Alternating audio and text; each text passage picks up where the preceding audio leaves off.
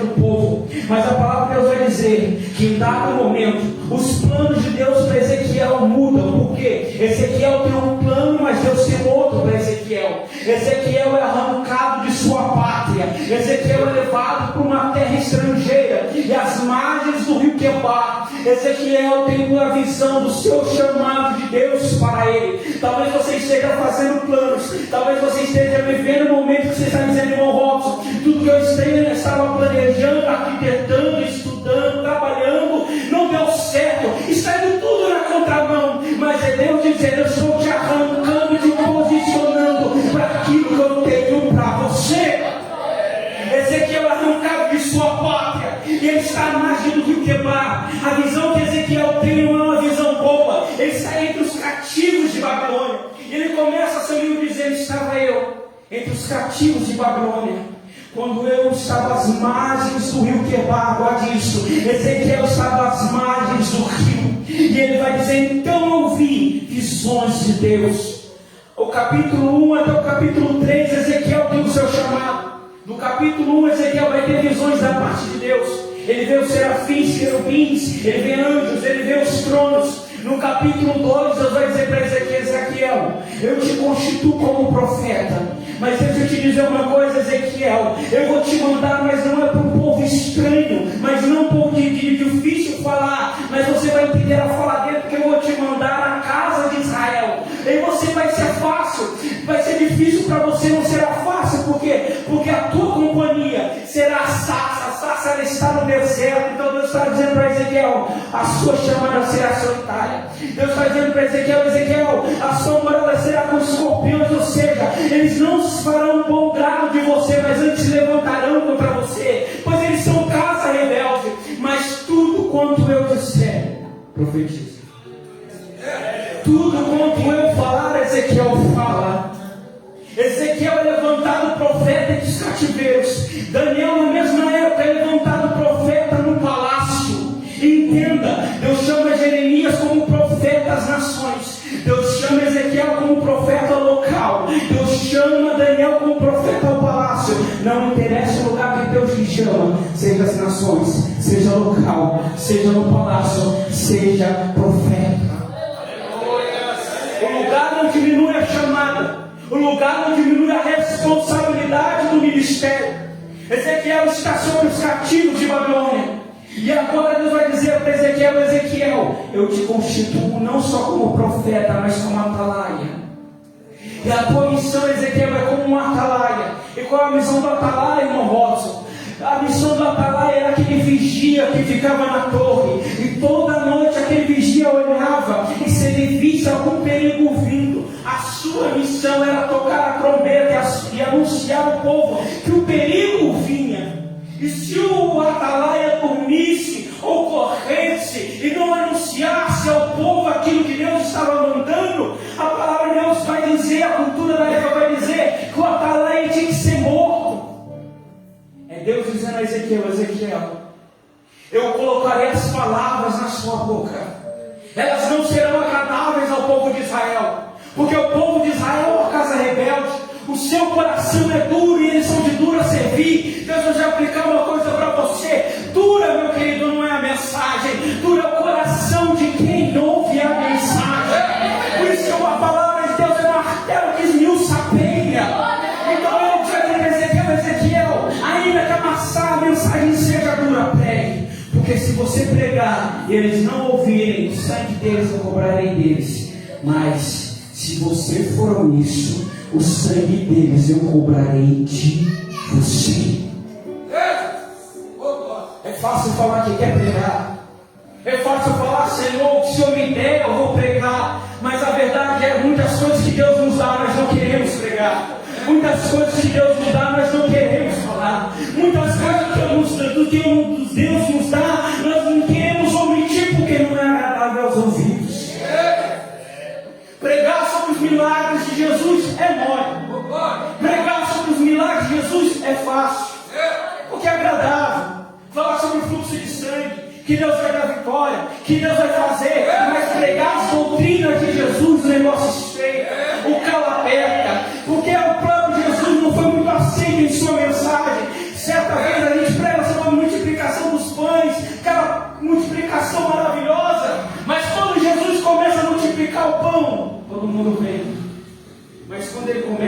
ministrar. E ele começa a falar: olha, enquanto vocês estão comendo pão, comendo peixe, deixa eu lhe dizer uma coisa: seus pais comeram maná no deserto e morreram. Se vocês comerem desse pão, vocês vão voltaram a ter fome. Mas se vocês comerem da minha carne e do meu sangue, nunca mais vocês terão fome. Eu sou o pão vivo que desceu do céu. E os ouvintes que estavam com a boca cheia de pão e com a mão no peixe, quando veio o milagre, Osana, quando vê a doutrina, eles vão dizer: dura é essa palavra, quem é que pode ouvi-la? E a multidão começa a dispersar. Pensa você que Jesus mudou a mensagem? Não, meu querido. A multidão começa a dispersar. Os discípulos vêm. Jesus olha para os discípulos e fala: não, deixa eu mudar a mensagem para vocês continuar comigo, não. Vocês não querem ir juntos. Quer ir, vai, mas a mensagem continua. Quer milagre, eu dou, mas quer salvação, eu também tenho palavras de vida eterna. É tanto que Pedro fala assim: eu sou tem pão, mas só o Senhor tem palavra de vida eterna. Capítulo 3, que é chamado do capítulo 4 ao capítulo 24, Ezequiel vai dedicar o seu ministério a expor os pecados de Jerusalém, a expor os pecados de Judá. E ele vai apregoar contra o povo os seus pecados, tentando levar o povo do cativeiro ao arrependimento, porque é o propósito de Deus dentro do povo, dentro do cativeiro, é fazer com que o povo se libertasse da idolatria. Então Ezequiel começa a ministrar. E Ezequiel começa a profetizar, e ele começa a pregar, mas ele não é muito aceito em sua pregação. Ezequiel é tido como os profetas da revelação, como o profeta das visões, porque a maioria das suas profecias antecede uma visão. E Ezequiel não começa a ser muito aceito, porque a mensagem que Deus vai dar para Ezequiel é: Deus abre uma visão para Ezequiel. Ezequiel vê o templo e as câmaras secretas do templo. Deus abre uma janela dentro do templo, Deus abre um buraco dentro do templo e fala: Ezequiel, entra por essa brecha, entra por essa frecha. O que você vê, Ezequiel? Senhor, eu vejo a iniquidade dos sacerdotes dentro do templo, nas câmaras secretas. Então anuncie o povo tudo quanto eles têm falado, porque aquilo que eles têm feito em secreto, eu revelarei ao povo. Amado meu, querido, minha, Deus começa a revelar a Ezequiel o secreto. Meu querido, se o nosso secreto não se tornar o nosso quarto de oração, se o nosso secreto não se tornar o nosso quarto de comunhão com Deus, se tornará o quarto dos nossos pecados, o secreto dos nossos pecados, o secreto da nossa iniquidade. É no secreto que a gente se revela. Eu em púlpito, alguém em púlpito pode ser uma coisa, para a igreja pode ser uma coisa, para a família pode ser uma coisa, mas só o secreto revela quem realmente somos. Só as recâmaras secretas dos nossos corações revelam quem realmente nós somos. Para a igreja nós podemos mostrar uma máscara, para a nossa família podemos mostrar outra, mas é só no oculto que Deus nos conhece.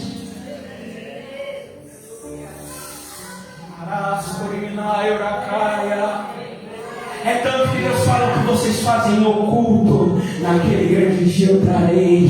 Tudo que vocês fazem em secreto, eu revelarei. Amados, naquele grande dia, isso aqui será motivo de condenação para muitos. Talvez isso aqui seja o teu secreto. Você visita sites que não deveria visitar. Tem um perfil falso, é casado, para poder curtir fotos e comentar de mulheres de mundo solteiro. Mas isso aqui, talvez você possa apagar os rastros, mas no livro da vida está anotado. Palavra por palavra, atitude por atitude. Agora Ezequiel começa a profetizar. O povo não aceita, também tem que aceitar, irmãos. E o povo quer calar Ezequiel. Não vamos dar ouvidos.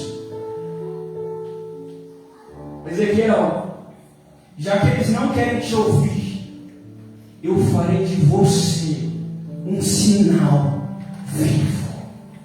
Eu farei de você um sermão vivo. Eles não querem ouvir a tua pregação. Lá no seu trabalho você quer falar de Jesus, o povo corre. Lá na tua empresa você quer anunciar o Evangelho, as pessoas correm e não querem dar ouvido. Na tua escola você vai falar de Jesus, você é um crente chato, você é excluído e separado. Não se preocupe.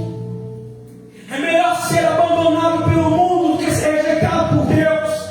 Alguém em tudo que a terra aplaude, o céu aceita. O povo aplaudia Saul e Deus falou para Samuel: Samuel, até quando você terá dó de Saul, tendo eu rejeitado ele? Nem tudo que a terra aplaude, o céu aprova.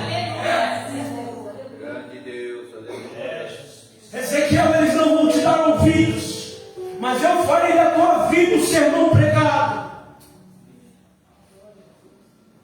Ezequiel, deita-te sobre uma banda durante tantos dias. Do outro lado você se vira tantos dias. O povo vai passando pelas ruas, vai vendo Ezequiel deitado do lado direito. Passa-se dias e ele continua deitado do lado direito. Eles se estranham. Ezequiel agora está deitado do lado esquerdo. Passa-se o mesmo tempo, Ezequiel está ali. Alguém curioso pergunta: Ezequiel, o que significa isso? Esse é o período de tempo que Jerusalém ficará cativa em Babilônia. Eles ainda não dão ouvidos a Ezequiel, não dão ouvidos à sua pregação. Deus vai apertar o calo ainda mais na vida de Ezequiel. E agora no capítulo 18, Deus vai dizer para Ezequiel, se não me engano, 18, 19, Deus vai dizer para Ezequiel: Ezequiel, eu tirarei o brilho dos teus olhos. Eu tirarei o brilho dos teus olhos. E o que isso significa, Senhor? Ezequiel, você vai anunciar ao povo que a sua esposa irá morrer. Você não terá luto, Ezequiel. Você não terá o direito a chorar.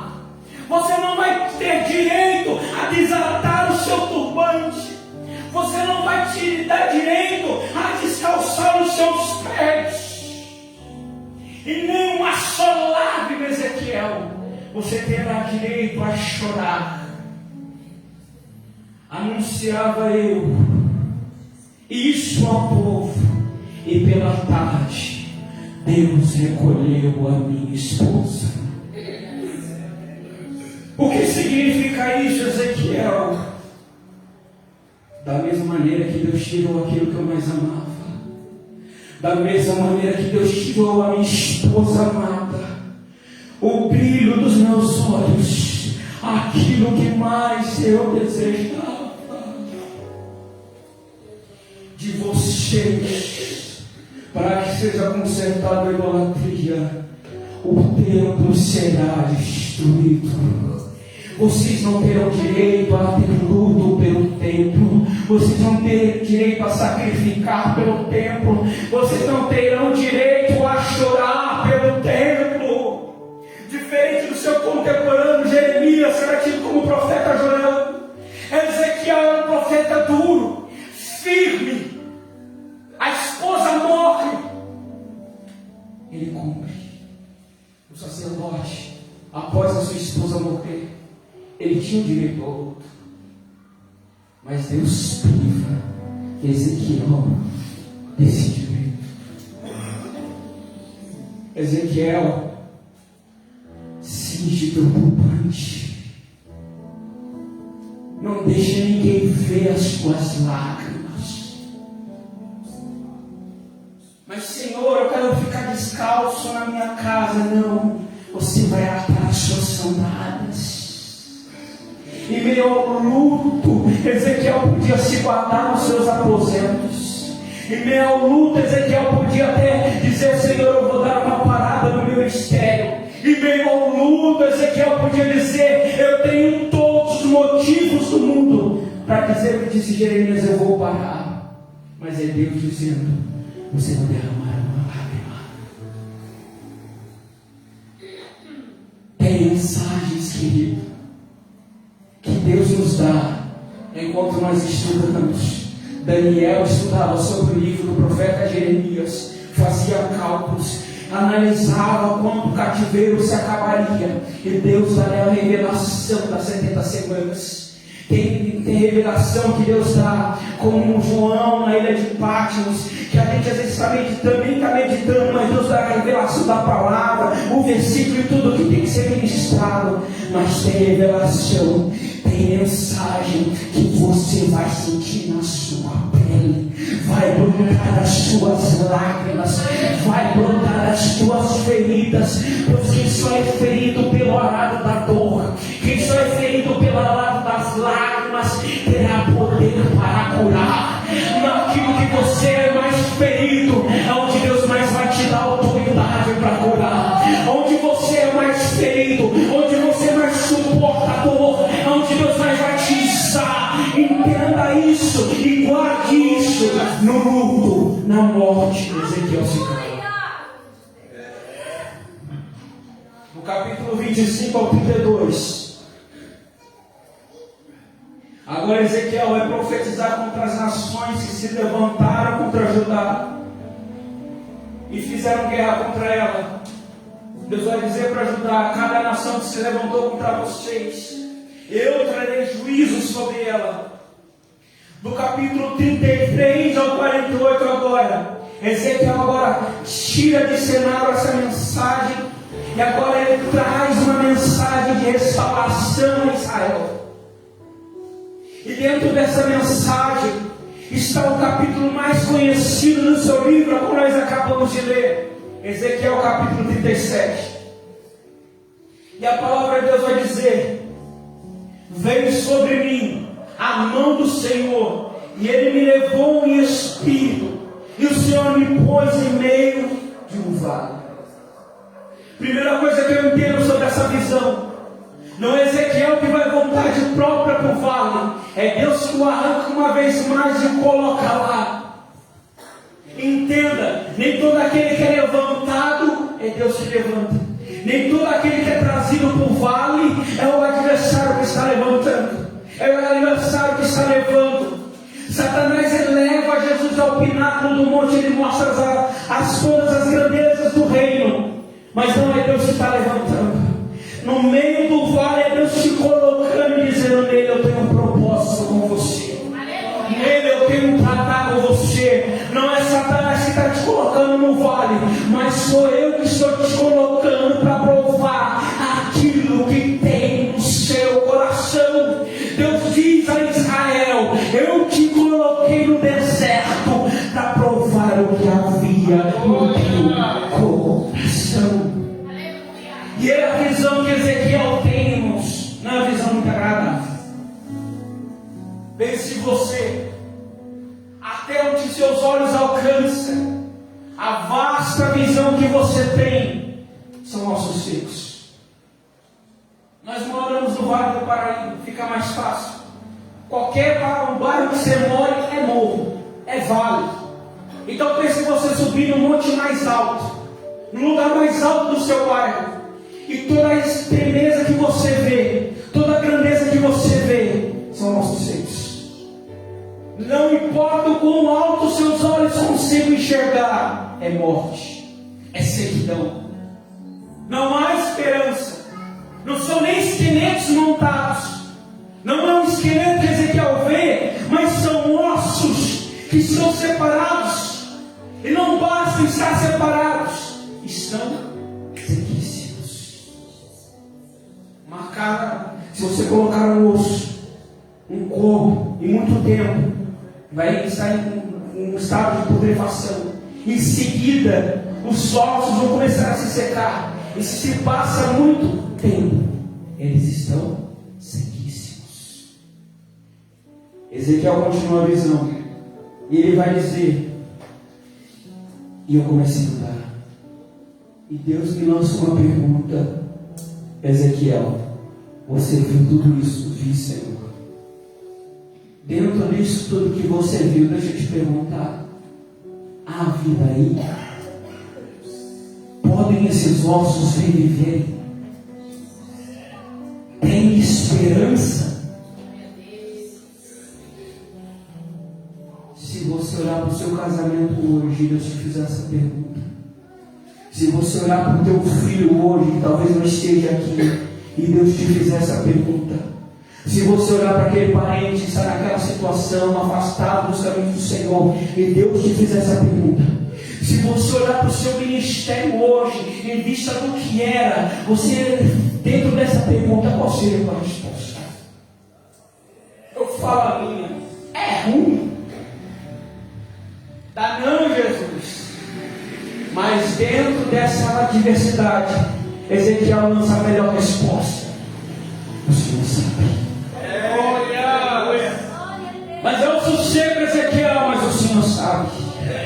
Não tem mais esperança, Ezequiel, mas o Senhor sabe. Então profetiza sobre o teu casamento, profetiza sobre o teu filho, a tua filha, profetiza sobre o teu ministério, profetiza. Ora, declara, continua orando, continua percebendo. E Ezequiel vai dizer: quando eu profetizei,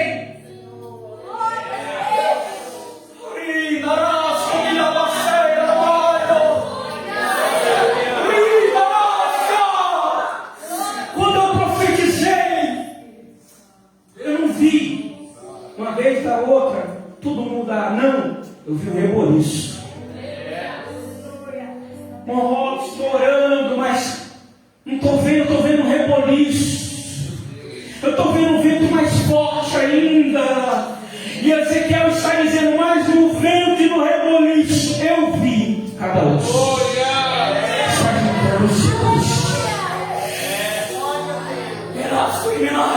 Cada osso tomando o seu devido lugar. Você está vendo o reboliço? Deus dizendo: está tomando o seu devido lugar. Você está dizendo: o Senhor está bagunçando cada vez mais, está tomando direção, está tomando lugar. Eu vi começar a nascer perdão, eu vi começar a nascer carne, eu vi começar a nascer pele. Então persiste, insiste e não persiste.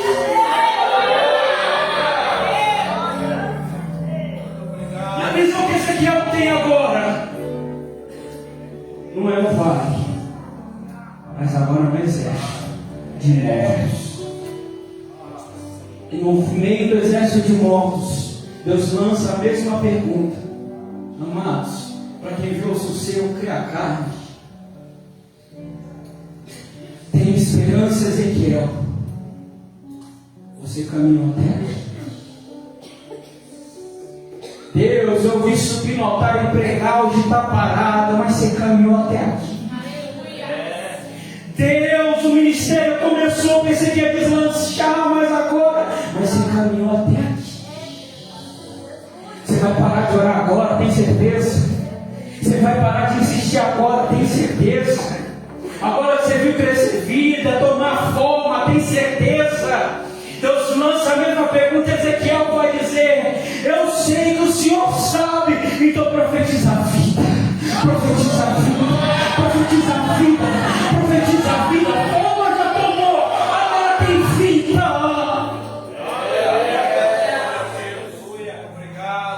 Deus dá a interpretação de Ezequiel para você.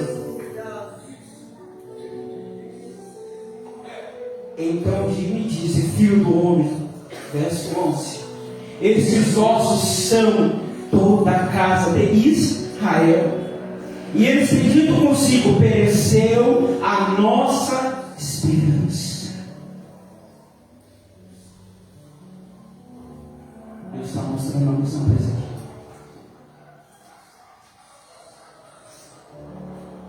Há uma visão que Deus mostra para Abraão. Deus chega para Abraão e diz: Abraão, eu farei de você uma grande nação. De você sairão filhos dos filhos, uma grande tribo da tribo, uma grande nação. Você será muito numeroso. Ezequiel Ezequiel está vendo a mesma promessa de um ângulo diferente.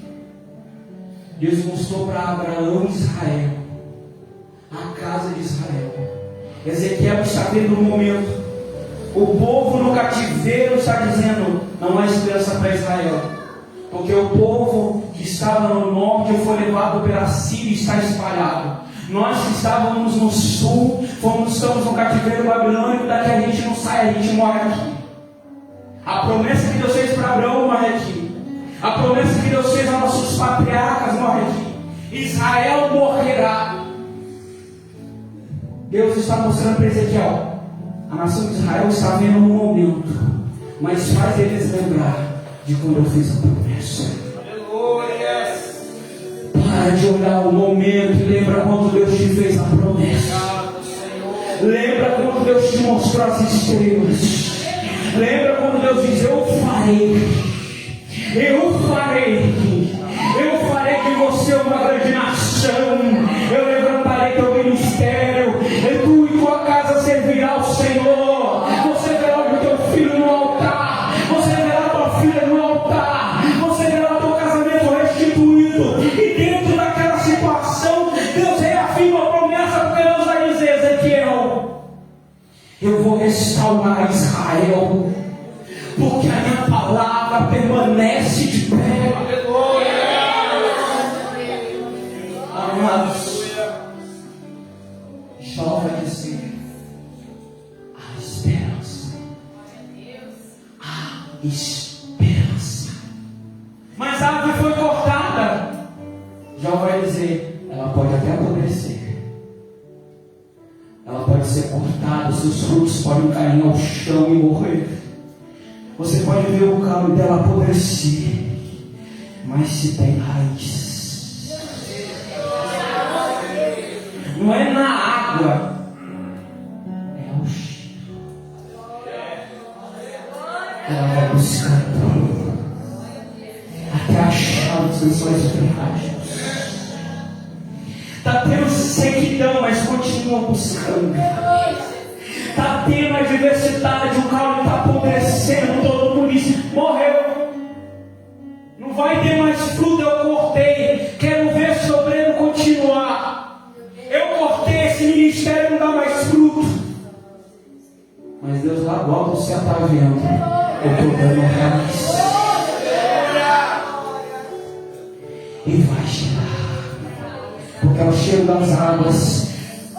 Jó não diz: vai começar a dar fruto, mas você viu um broto. E daquele broto, ela começa a rachar o caule podre. E ela começa a germinar. E o seu primeiro estado nunca mais se comparar ao último, porque o seu primeiro estado é pequeno, mas o seu último será extremo. O livro do profeta Ezequiel, como eu disse, se atende a isso. Começa com o profeta nas margens do rio Quebar, desiludido, arrancado de sua pátria, escravo. Mas no capítulo 47, ele tem uma visão. Começa com uma visão de água e vai quase terminar com uma visão de água. Deus mostra um rio. Ezequiel começa a caminhar. Todos já conhecem isso, mas não é esse parte que eu quero me ater, a profundidade. Ezequiel tem uma visão futura do fim dos tempos. Ezequiel olha e ele vê, debaixo do trono de Deus eu vejo um rio que corre de águas vivas.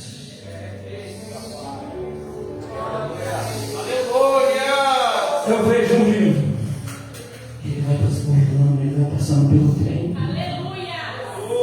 O templo que eu vi se destruir, ele está sendo restaurado. E eu vejo ele desaguar no Mar Morto. No Mar Morto, em todo ao seu redor, não existe vida. O lugar é totalmente inóspito. A água do Mar Morto é tão salina que nada sobrevive. Mas Ezequiel está dizendo: eu vejo um rio.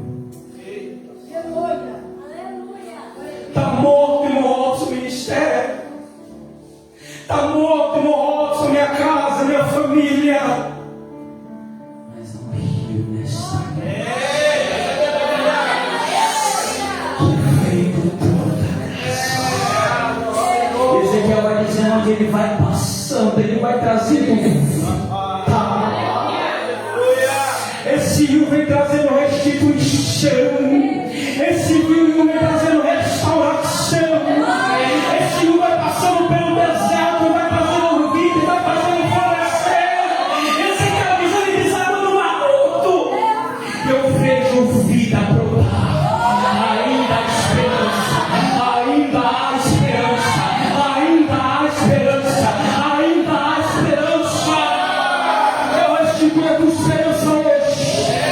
Não, você não vai cortar os pulsos de parar na Santa Casa, não, meu filho. Deus restitui a tua esperança hoje. A tua esperança não está numa falha.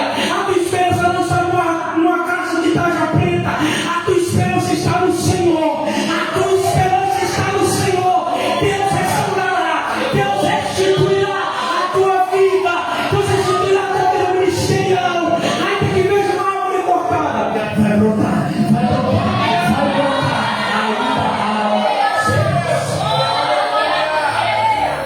Ainda há esperança. Ah, rio decorre de Deus hoje na minha vida. Fazendo restauração. Fazendo restituição àquilo que foi morto. Aquilo que foi cortado, você falou, nunca mais vai frutificar. Ezequiel se caminhou, mas no vale de ossos secos ele profetiza. Onde você foi mais provável de Deus mais vai te usar. Ainda há esperança. Quem ouviu os ouça do Espírito da igreja. Agradeço a oportunidade em nome de Jesus. Torna a palavra aqui em direito, da continuidade desse culto.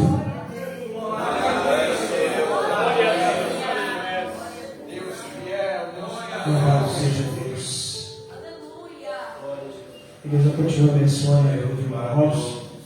Vamos colocar de pé. Deixa eu obedecer aqui para a gente fazer mais uma oração. Os pedidos de oração. Deus continue abençoando a sua vida, a sua casa, a sua família.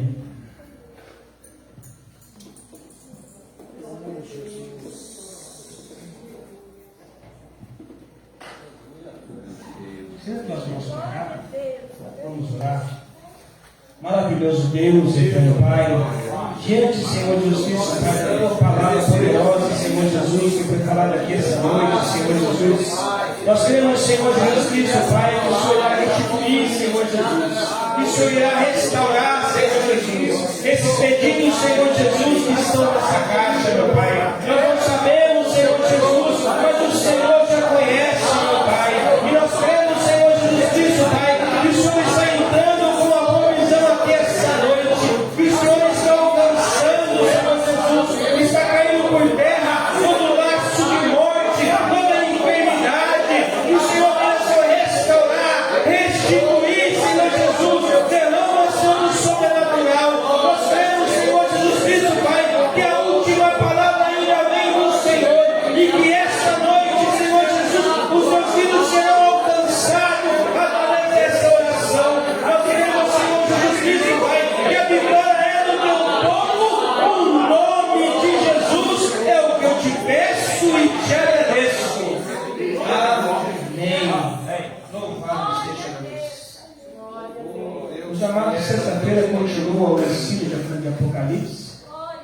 O pastor fez com a gente semana passada o 13. Não sei se ele vai finalizar o 13 ou vai iniciar o 14. Sábado, consagração às 9 horas da manhã. Santa Ceia às 19 horas, setorial. Domingo, ensaio dos jovens, 9 horas EBD, às 10h30 evangelismo, no Jardim do Marquês, e às 19 horas culto de missões. Eu convido aqui o presbítero Jorge para despedir a gente, em seguida o pastor Leandro da Bênção Apostólica.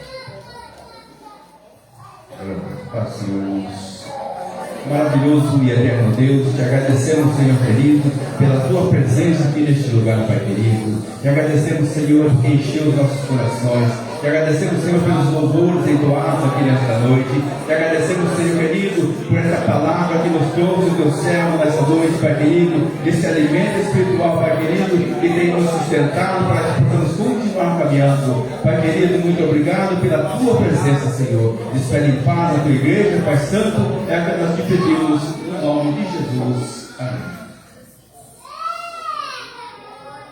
Estende as mãos, meus amados. Com o grande amor de Deus, nosso Pai Celestial, a graça do nosso Senhor Jesus Cristo, nosso Salvador, e a doce comunhão do Espírito Santo de Deus seja com todos, e todos que recebam a nossa voz com toda alegria, todos dizem...